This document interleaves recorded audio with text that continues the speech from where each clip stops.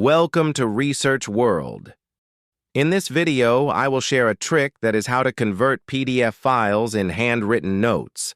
These stunning notes have been produced by converting a PDF file into handwritten notes. How to do it? Let's follow the steps. First of all, open Google Gemini. Once it is opened, go the Tools option and select Canvas option. Now, click on this plus icon for uploading your PDF file. Search and select your PDF file and press Open. Now, write this prompt in the search box. The prompt is provided in the description section of this video. Press Enter. Gemini has started analyzing the PDF document.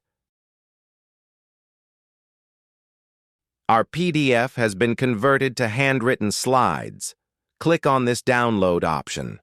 First IW will convert into slides template, and then it will be downloaded.